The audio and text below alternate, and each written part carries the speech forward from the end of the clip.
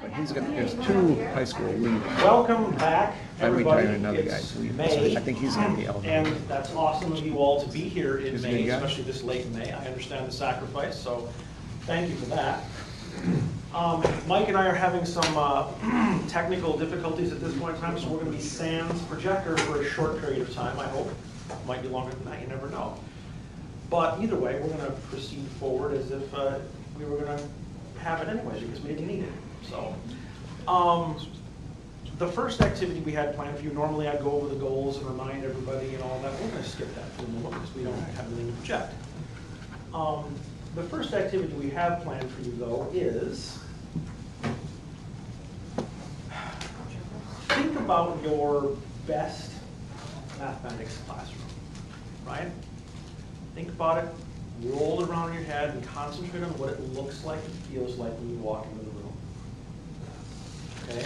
The reason I'm asking you to concentrate on what it looks like and it feels like is I'm going to ask you to draw it on a piece of paper.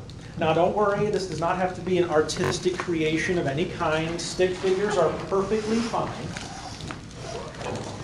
But I do insist that you use absolutely no words. No words? No words. No Here's an words at all. example. I know you can't see it, you're not allowed to see it, but here's an example of what one should look like with no words. Go for the, during the best lesson you've ever delivered, this is what things look like, or you could say, you know what, this is where I want to go.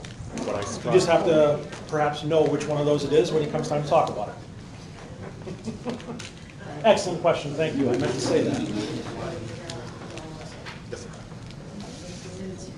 Was told no words. Numbers and variables? No. Okay.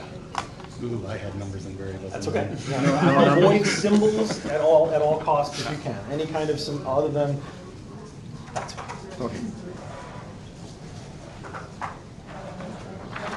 All right. So since it appears that some of you are irrepressible today, whenever you're ready, the next stage in this is, as a group, I want you guys to try to come to some sort of consensus about what this might look like for all of you as a group, right?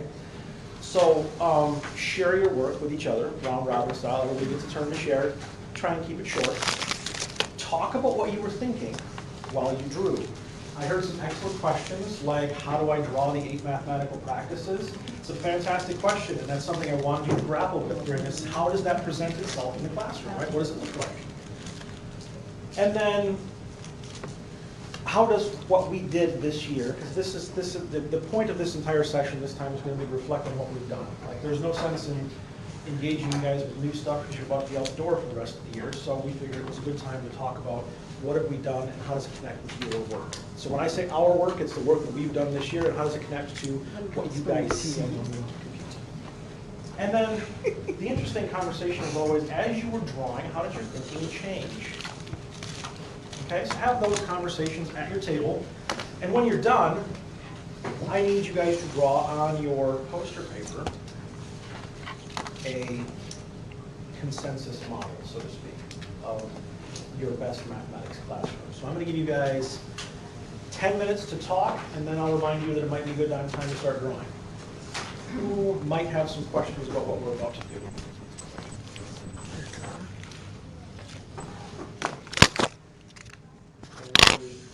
Tell me what we're about to do.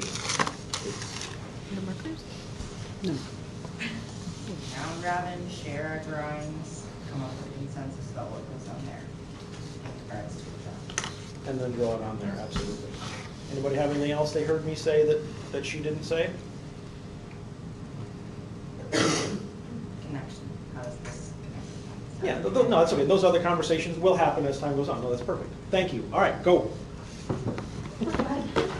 And you couldn't figure out why. Yeah. Take pictures of these. Smells like a dead student. Great. What about the growth mindset stuff? Everywhere. We could, we don't have to, because I'm actually interested in the following. What were some of the commonalities that came up when you guys started sharing your visions around the table? Small class size. Small class size? Mm-hmm. Okay. Oh, we all have that. Groups of 4 or less. Groups of 4 4 or or 3. less? Yeah. Groups of. Okay. I'm seeing nods. So anything else from another group that's not those guys? Because that's fantastic. Thank you for sharing. Positivity, happiness. How did you denote positivity and happiness? Smile. Everybody was smiles. Okay, fair enough. Examining student work. Hey, examining student work. How did that appear in your picture? I had a student up, whiteboard. Oh, and they were putting, okay. Other? Just students communicating, just kind of how they're facing each other. And the board as well, to communicate to those others in class.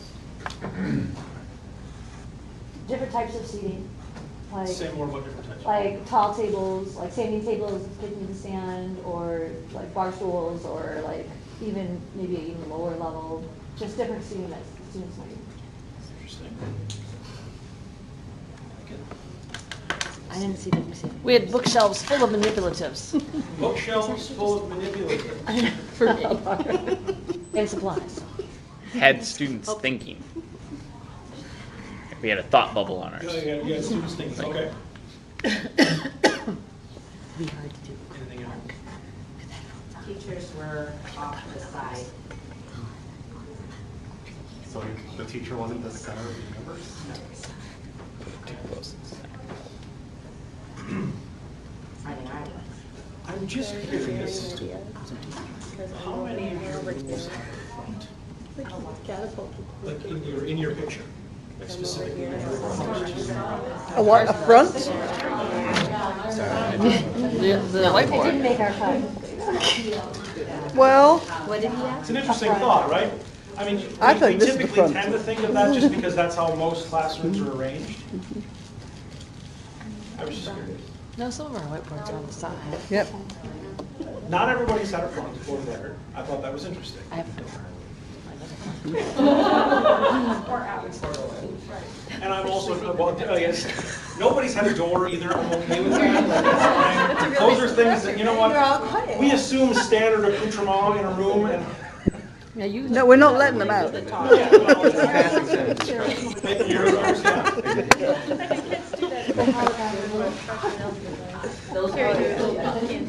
He's walking over talking to this guy, they're talking about the map, he's confused because I'm over here The helping. reflection question I want you, one of the reflection questions I want you guys to take with you when you walk out of here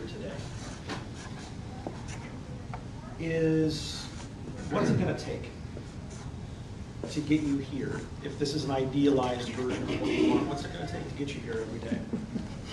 I'm not saying that there has to be an answer, you don't have to have one right now, particularly one that like denies the possibility of this happening. The question is, what's it gonna take? What do you need? What supports do you need? What systems do you need? What things do you need to run differently to get you to this space every day for your students? Just a question. Money. Morning. Yeah, so that was the reflection question. But since that was largely rhetorical and one for you to take home with you, I do want to move on to the next thing, which is a reflection on. I gave you guys a challenge last time we were together, right? Does everybody remember what the challenge was? No. Uh-oh, that's not a good sign. It was a long time ago. Would someone care to volunteer for me? Yes, you remember. You had asked us to see if we could get through like an entire lesson or entire class period without answering a question. You said you could answer a question with a question, but you couldn't actually just. Like, yeah, just give them information or whatever, yeah. So, I did that all the time. Yeah, because I never asked. I'm not going to ask how many of you attempted that challenge. What I am going to ask you to Even if they had to. is reflect on any attempts that you might have made to do that. And these are meant. And in that reflection, you could be considering how easy or how difficult it is.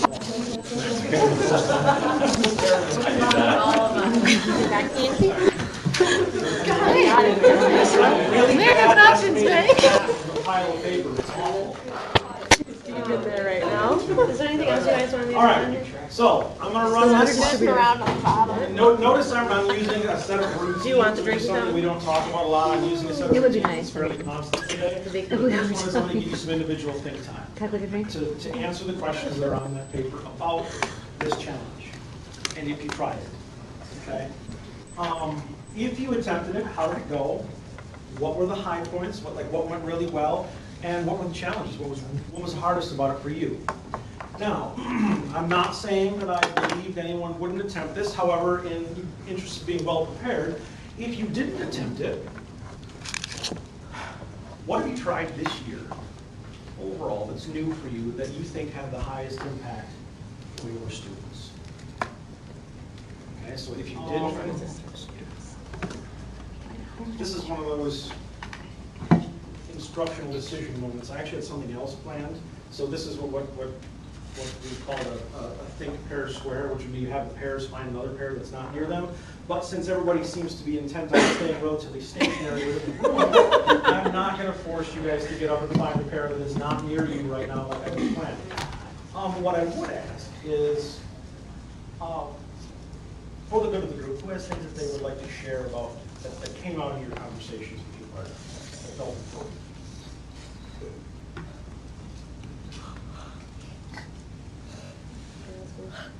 Just jump in. My partner Jessica was talking about how she was teaching her students to she would model a problem that was similar to what they were going to be doing in class, and then she gives them different resources that they can use to go do one on their own, do the problems on their own. And she says that's been really helping her. While she's helping another student, she's noticing the other students are going to the resources instead of just sitting there waiting for her to come help them. So like how we were talking about this morning about trying to transition them from a dependent to an independent learner, I thought she did a good job of showing that. Same thing. She's opened up her class so that her students are able to feel safe and ask questions. So after she's done modeling or giving a lesson, she says, okay, now that was a lot of information. It might have been confusing. Now, what questions do we have? Instead of just saying, okay, here's what it is. Do we have any questions? And then moving on, implying that everyone would understand. This opens it up to, that might have been confusing. It's safe to open and share right now. And even a subtle change like that can be kind of powerful. Thank you for sharing. Anybody else?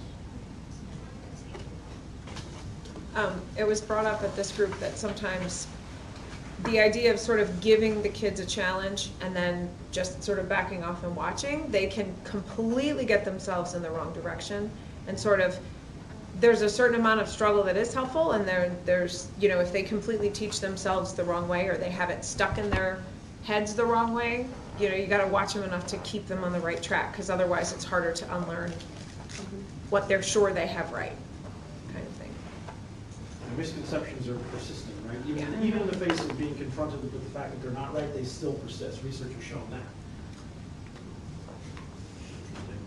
Any other follow-up to that conversation? Over there?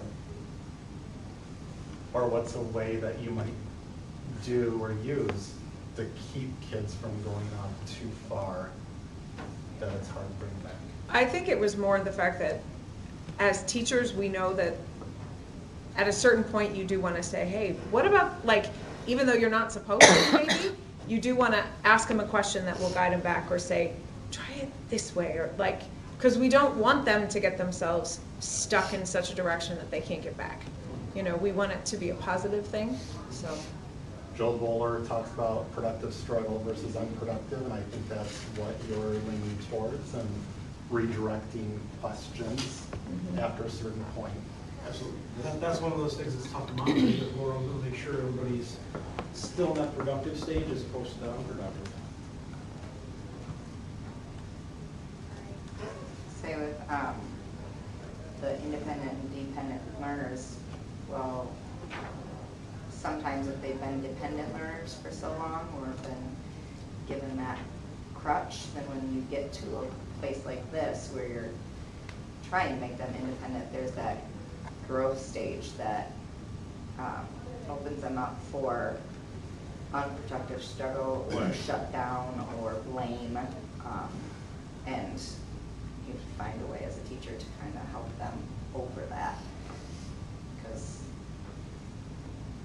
sometimes they figure it, they think they can manipulate you to come back. And they're really good at that, right? They're really good, and they're really, interestingly enough, they're very persistent with that.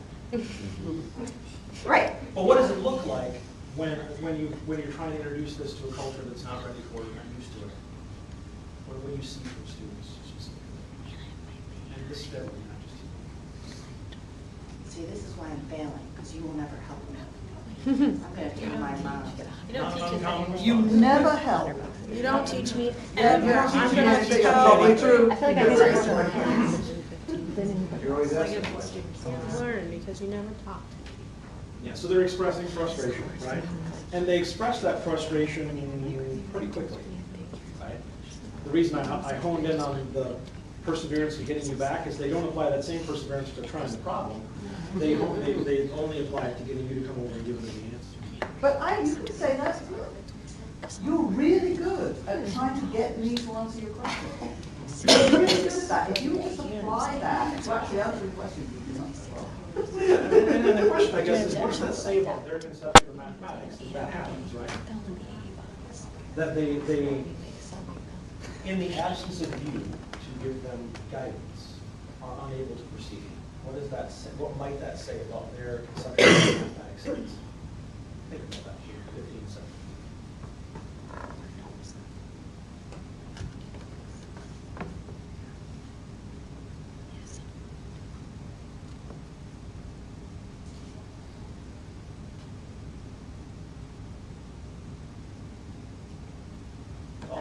There's an easier way, and you know it, and you're hiding it from me. Yeah, they think, some of them think that you're hiding information from them, absolutely. I think they've developed a sense of math. What is it about math? Questions. Like, Yes, it's about looking for the answer. Yeah, instantaneous, you should just know the answer, right? I think some of our kids are used to teachers just giving them answers. And also students who are in a complete learned helplessness just because of their past overall education history. The part of that learned helplessness, right, is this view of mathematics as if you should just know what to do and how to do it every single time. There's no conception of the fact that in mathematics sometimes you just play around with them, try something. If it doesn't work out, you know what, that's okay. Because to them it's all about getting to that answer as quickly as possible, as opposed to trying to understand and make sense. And those worlds are pretty far apart sometimes. Instantaneous answer getting versus the trying to make sense of this and try something. Like these tinkering ideas that we've lost in math. Under the pressure of a lot of other things that are absolutely legitimate. I totally get that, but we're still lost if it's not there. I think they also see it as just singular solutions. We argue that 99% of the questions we pose to kids this year have one solution. And that's not true for math in the real world. True. Or at least that they have one way to get that solution. Well, and that's the key. You can have questions with those multiple answers, but you can also have those questions that have one answer that have multiple methods to get there. And so that gives you some options to teach. If there's one way to get it and you know how, so just tell them. Well, and to them, that's easier, right? It's the easy way to get things done, but unfortunately, it's also a way that involves them not actually doing anything, because then they're relying on the memory only. How many times do you model a think aloud in front of your students where you purposely go on the wrong track and have to regroup and show that every problem, there isn't automatically a solution path? And even if you're playing a role, could provide some opportunities where they don't feel like they're doing something wrong by not having the right way or the only way to do it right away. So providing opportunities to show that flexibility and the perseverance and the willingness to try something different after you got halfway through the solution. Another good indicator of how students see mathematics is how they respond to their own mistakes. If a mistake becomes their identity and becomes this thing that causes them to shut down as opposed to this opportunity to say, okay, what do I need to do differently? That is another one of those dichotomies. I was really good at making mistakes, so I didn't have to try really hard to redirect. Just it was natural.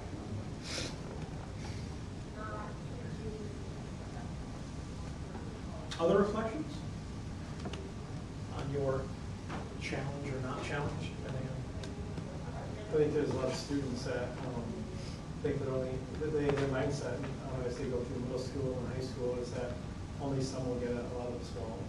And a lot of that mindset's already when they get to middle school, like they either were successful in light math, and the majority of them weren't successful for whatever reason in deep math. And then it's like a fine balance of trying to get them all to work and persevere on problems when they think you should just spoon feed them all the answers. And like I like your idea, like, you know, doing things wrong and having them find mistakes, or putting up a problem, just to explain how you would do this. Don't solve it, just explain it, because I think kids need to persevere more. Yeah, I think they live in a world where they get quick answers for everything, like right here. Google. And they just want to be able to get quick answers. My family does it all the time. They ask Siri for stuff, and I'm like, well, what are you doing? What's the weather today? Like, at least take a second. Look outside. Look outside, or look it up on your phone, but don't just ask Siri. But that's the culture that these kids have been bred into. Is like, I ask the phone, whatever I do. I was thinking too more about how it would be earlier in the day, you know, we're thinking about people's experiences and identities and things like that. I don't know why we don't value that more when kids say, I don't like math, or this isn't that interesting to me. I mean, I feel like we're saying, nope, this is something you have to do, and you know, I was not interested in sports at all. And when they made me run a mile, I was like, I'm never doing this again, literally. So I don't know why you're making me do this. And I've literally never ran a mile ever again. And I've survived. So, you know, I'm like, part of me wants to acknowledge some kids, you know, experiences and identities of like, listen, this is not really that interesting to me, and I don't want to say that it has to be for everybody, or I don't know if I'm trying to. There's a relevance Saying what I space to work in here too, absolutely. The other thing to think about too is identities are mutable, especially with teenagers. They try on different identities every day. They have multiple identities, and how can we exert some kind of influence over those identities to make it? No, this might not be the most interesting thing in the world, but math is supposed to make sense. And I am capable of being that person who mathematics. Like if we can shape them into the people who believe that about themselves, even for a problem for the next half hour that's not very interesting to them, they can still like puzzle through that and get to the next one that might be. And just think too about what our experience was as students and how much of that we take into our teaching and how difficult it is to break away from that. Well, I mean, along with building our classroom here, how much freedom do we have to change away from the norm that we already have in our classrooms? I mean, some places are, some places aren't, but it's a very tough thing to change. History. And teachers are doubly tricky, right? Because you have at least two identities to deal with. You have your identity as a mathematics learner to deal with, as well as your identity as a teacher. And those are two things that sometimes are in conflict with each other. But I don't know how often we attend to that kind of thing in ourselves as well as in our students. This conversation reminds me, I don't know how many of you guys were part of Prime. That was like 7 years ago, 6 and 7 years ago. Project Prime? Yeah. So they put out this survey about mathematics teaching, and they gave it to us, but I give it to my students at the beginning of the year to see if I can get them to shift their thinking at the end of the year. Like one question is, mathematics learning should focus on practicing procedures and memorizing basic number combinations. A lot of students come in thinking, yeah, strongly agree, and I try to see if that can slowly shift. You know, another question I'm looking at right now is, the role or an effective teacher makes the mathematics easy for students. Again, students come in thinking, yeah, but if I can get them to shift that, so it's just a way for me to test if I'm getting them to shift their thinking about mathematics teaching and learning in general. I use it. It's one of my favorite things. And is it useful for you to have that information about your students? I think it's useful for me and for my students, like for them to realize, no, my job isn't to make it easier for you. And all of these are just something to get them to shift about what they've normally thought math learning was supposed to be. It's an interesting idea, isn't it? To start that way by attending to your students' identities, because to me, it would change how you treat a class. If you know that you have a classroom full of students who view mathematics in a particular way, maybe your first couple of units aren't as, I'll use the term hardcore mathematics, because you're focused for the first couple of units on building their identities so that they can go after some of this more complicated stuff that you're looking for. I'm not saying you're making it easy, but I'm saying you're doing things differently, deliberately trying to change their identities to make them more ready for math later. We're not taught that in ed courses, right? You're taught about either the mathematics content, or you're taught about maybe some methods. And then we talk about, you know what, it helps to know the kids, know who they are and how they view things, and it helps to think about, you're a better teacher if you're a student of students' thinking, as opposed to a student of the mathematics. Not discounting their identity that they don't like math, but accepting it, embracing it, and letting them know you're here for them to try to make it more understandable and more accessible.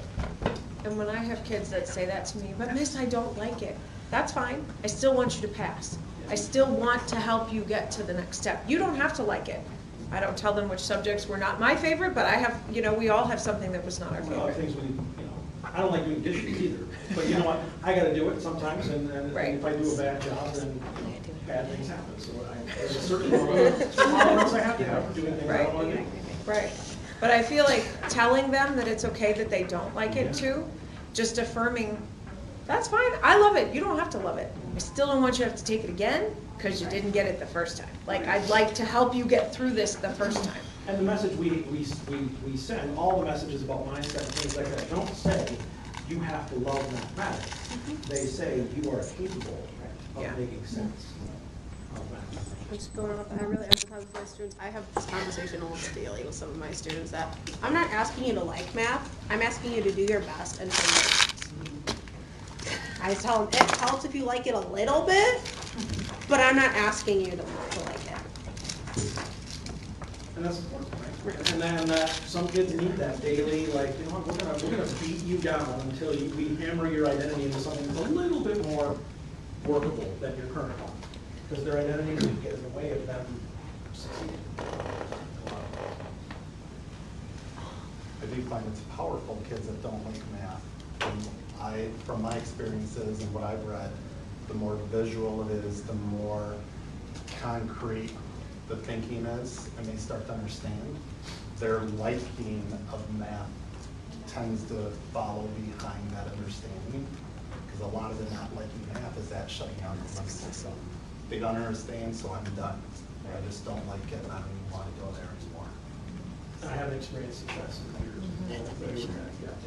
This is this pattern that they've established, and getting them out of that is brutally hard work. It is exhausting.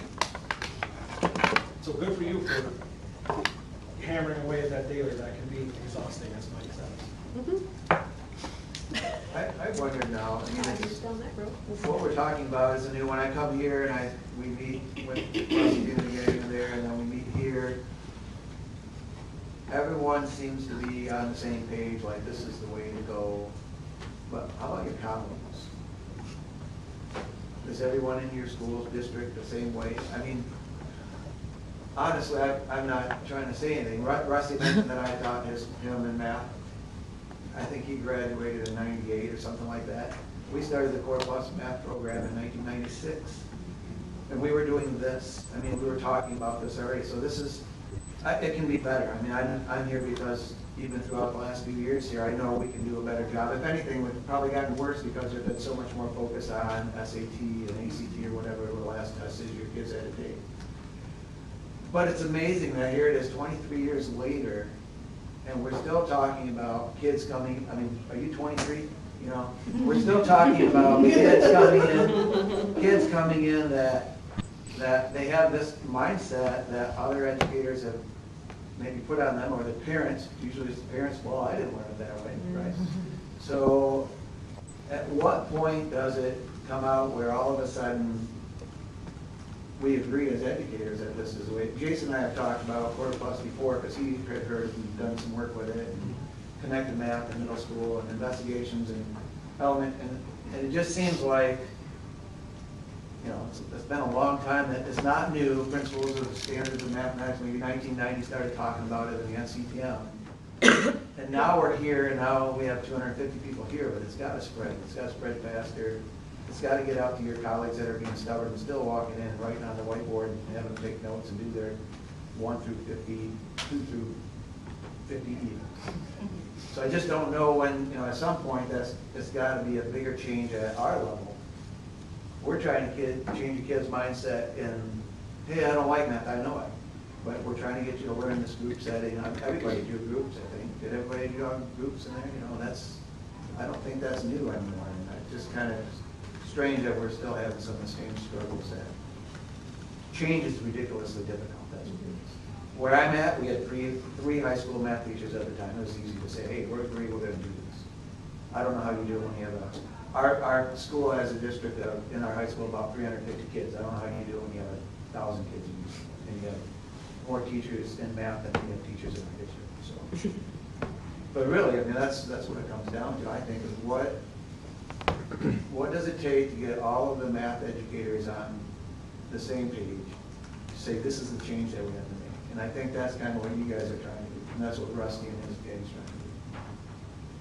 How many of your colleagues wouldn't buy into this?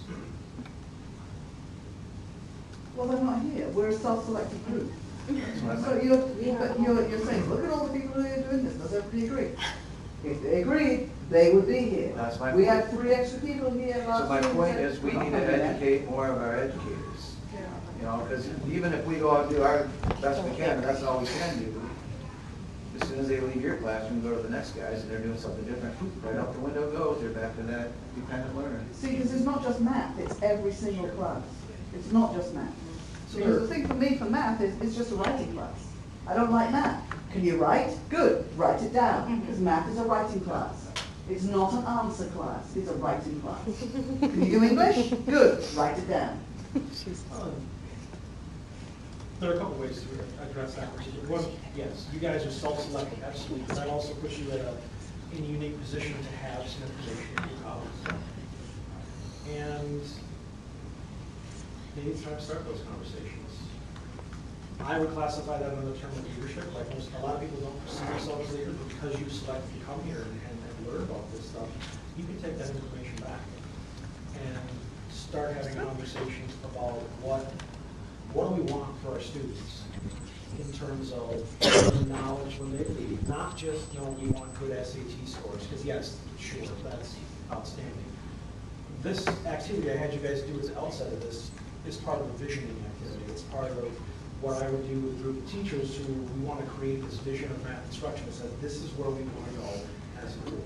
And having that is important. How many schools, how many of your schools have one of those laid out that describes what good math instruction is and the things that you believe are important in the math classroom? Anybody? Might be helpful. That might be a place to start, is having that conversation. You might start arguments, you know what, it might happen.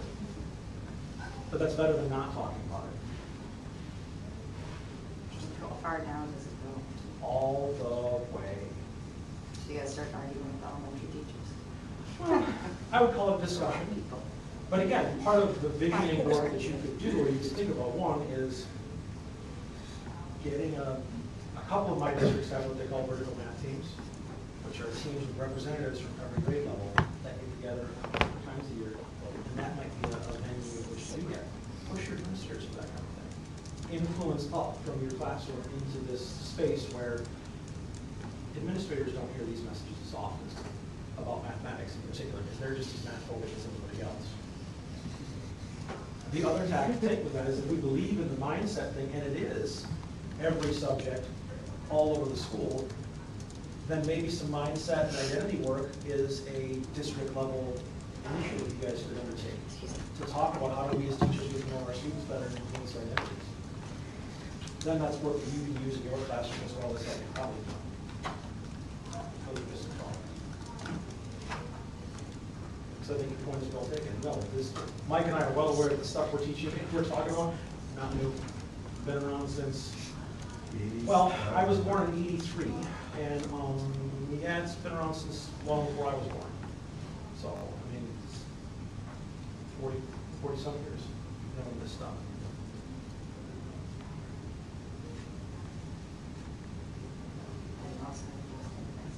And there's that world to live in, and one of the things to think about is there are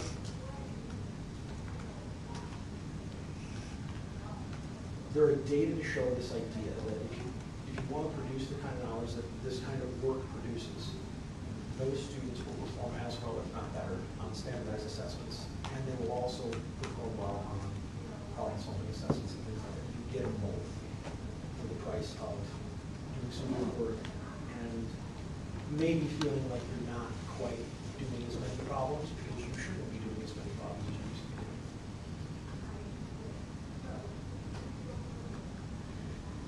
I believe that they're just brainwashed. Who's they? Just kidding. Kids, I mean, they think of this word math and just think negative right away. It's just crazy to me that this math goes right to a negative idea for them. Even with adults. But when I give these RPs, I don't know if anybody has read the book Make It Stick. It's based on retrieval practice, making sure. So it's a great book. But I give them these RPs, I talk about it in, week 1 about how you just want to keep retrieving information to keep it in the forefront of your brain. Like, hey, if I had to learn all of your guys' names, the more I call on your guys' names, the more I'm going to know you. Same kind of thing with math concepts. The more you call on it, the more it's going to be in the forefront of your brain. And they buy into it, AKA quiz. I mean, every week I give them these RPs, but they're buying into this retrieval practice business that they're like, oh yeah, we take these RPs every week, and then I hear them complaining about some of their teacher that gives them quizzes every day. Man, I can't believe they do that. It's this whole buy-in. I mean, math is problem solving. That's what I tell them. Okay, we're in problem solving 101. Welcome to problem solving. Oh, now we're in problem solving 202. We're just teaching these kids different ways to solve problems and mathematically more efficient ways. And that's all that it is. It's just this math word that gets in the way of them being successful sometimes. We should just get rid of math and call it problem solving 101. Next year, problem solving 202, whatever it be. Because that's all they're doing. I mean, that's all we're working on with these kids.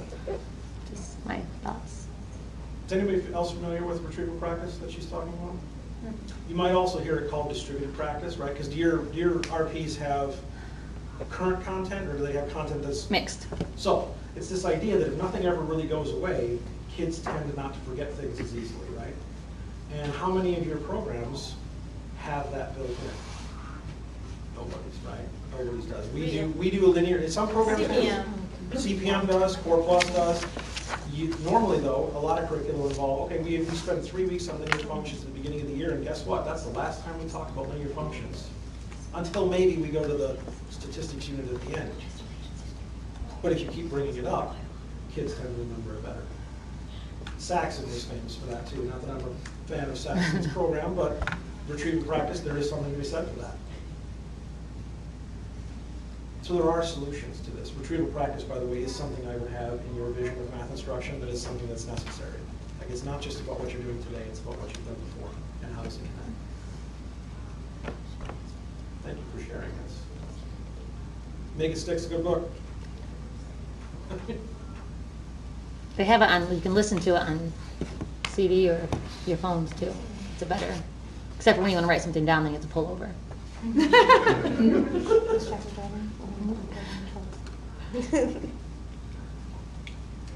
Other thoughts? Not gonna lie, Mike and I totally had like 37 other things planned, but you know what? This was better. Some people have been pretty silent in the room. Talk to me. Those who haven't shared.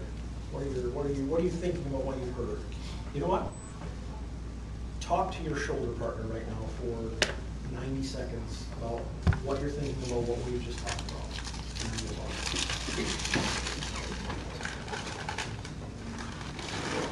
So just raise your hand right now. I'm going to count off all three first. So 1, 2, 3. Perfect. You guys are awesome. One, if you would. One thing we've talked about is one challenge might be is that math requires students to be vulnerable and to share what they're thinking, and it can be scary for kids. Sometimes they'd rather not try and fail than be able to put themselves out there. So developing kind of those structures in the classroom to allow students to be okay with being vulnerable. Some of us kind of, we want to think of teenagers as these individuals that are going to act in a rational manner, except they are anything but rational. Sometimes, and they will do things like that, absolutely. So that is a challenge. 2.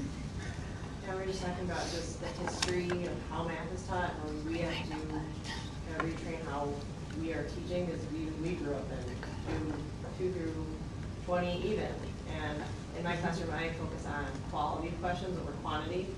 So I may just have like 1 or 2 questions they work on for the day, and that's their assignment. I don't even call it homework. I never call homework, just this is your math assignment, this is the assignment work. And sometimes that can be, I would argue that most of the time that's more powerful than 2 through 20 odd. 2 through 20 even, sorry, 2 through 20. You can get more questioning and ask more questions about the actual question we're working on, deeper. And practice is that tricky thing, right? If you give an assignment like 2 through 20, even if the kid gets it, but he doesn't need to practice, if the kid doesn't get it, then in fact practice is going to help him. So something smaller, a little more structured. 3. Just piggybacking on the PR thing, we do homework checks periodically, but not a certain day of the week.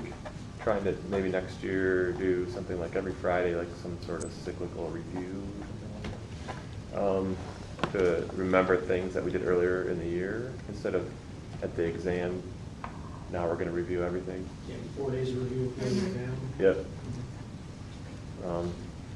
Yeah, and also we talked about what to do about homework, because there's not enough time in class to teach the concept and practice it all the time. So they're going to have some homework. And there's push or I feel like there's push to not have homework because it's bad, or because kids don't do it, or parents don't like their kids to have homework.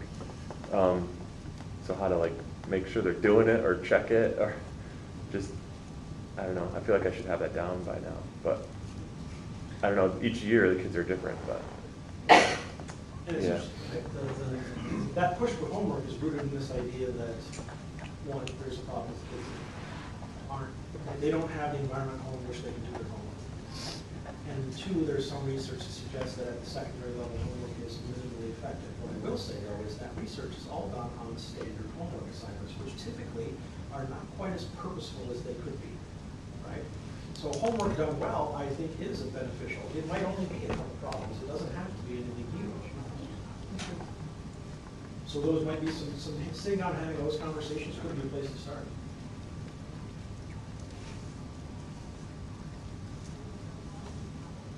Okay.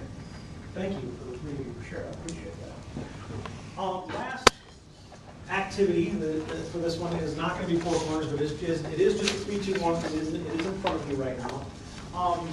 As you think about this year, identify for me or explain for me 3 things that you learned about math instruction.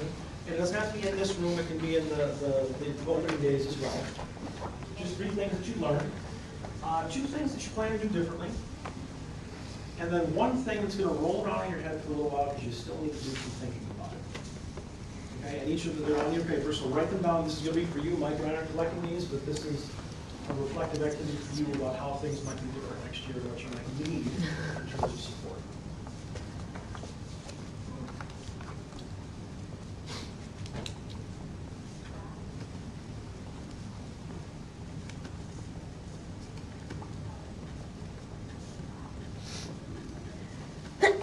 Bless you. Bless you.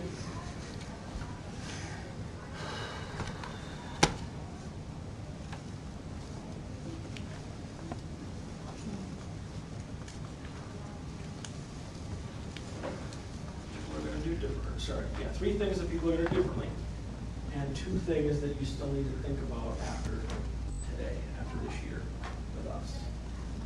Volunteers. I'm not gonna force it.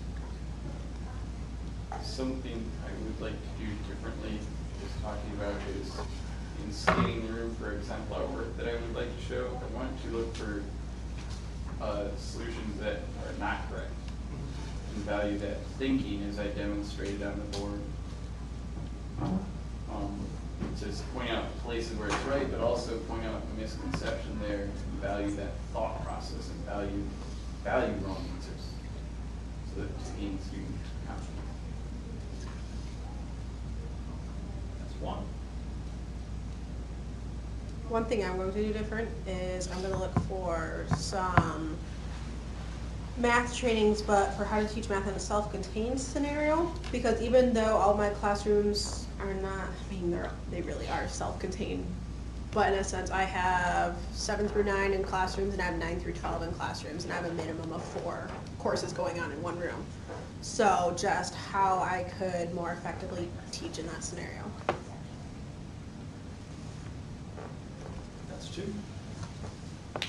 Something that I want to do differently is adding more visible mathematics. And so this was my first year in this new grade level. And so that first year I'm really just like trying a lot to stick to the book because I'm trying to learn it myself. And so I think I want to add more things once I feel more comfortable going into my second year with both grade levels, I guess, that I have. Like finding ways that I can add the visible mathematics and taking out the old lecture per se or the workbook and replacing it with something more hands-on, more collaborative to get them thinking. And so that's something that I want to do more frequently because they got a couple times this year, but I think like having it more often would make a better environment for everyone.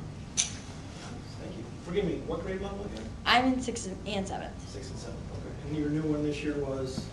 6th and 7th. I came from elementary. Oh, yeah. wow, Yep. okay, so everything was new. Yeah, everything. All right. Well, thank you. 2 things that people still need to think about. So that last piece. Better ways to help my students go from dependent learners to independent learners to teach in a resource room. And unfortunately, oftentimes my students, and I think this is with a lot of students, even just talking with my colleagues, that they're just handed things, you know, they've learned to manipulate so well. I call their avoidance skills are very strong. So they might call them coping skills, right? Yeah, yeah, they're just trying to stay afloat right now. It's their lifestyle best. So trying to help them become more independent learners so that they are not so reliant on, this looks complicated, I need your help, before even reading the problem. So, yeah, I know you guys probably see that a lot too.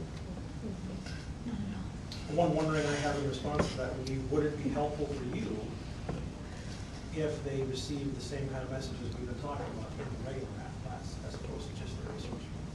Yeah. Probably would. Right? That's one. Need one more.